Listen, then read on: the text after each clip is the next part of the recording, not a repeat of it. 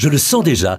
Je suis certain qu'un bel été nous attend encore. Et qui sait, peut-être aurons-nous un été long, chaud et sec comme celui de l'an dernier. Et à ce sujet, nous avons reçu une question très intéressante d'un téléspectateur qui se demande « Que puis-je faire si je veux arroser mon jardin, mais sans utiliser d'eau de ville ni d'eau de source ?»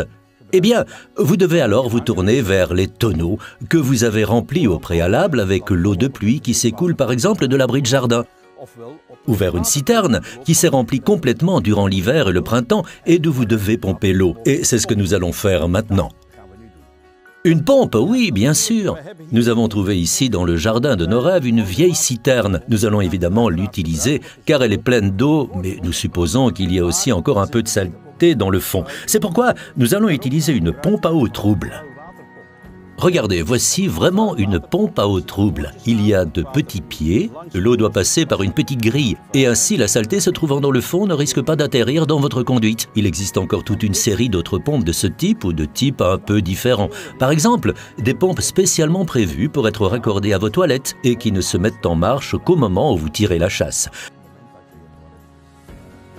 Cela est très écologique, mais ici, il s'agit d'une pompe immergée. Regardez, ici, il y a un plongeur. Et voici le raccordement. Il est assez large. C'est un raccordement 3/4. Je laisse maintenant descendre la pompe.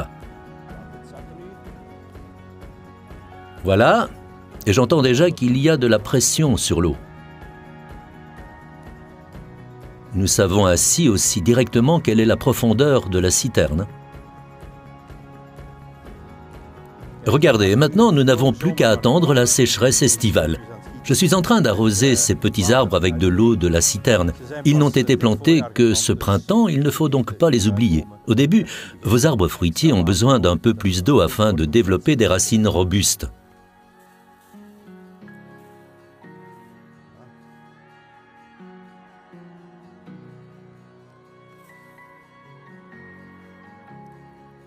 Voilà, nous avons terminé. Tout le jardin sera approvisionné en eau quand il le faut. En partie automatiquement et en partie à la main via la pompe. Mais mes plantes pousseront, je n'ai aucun doute là-dessus. À la prochaine fois.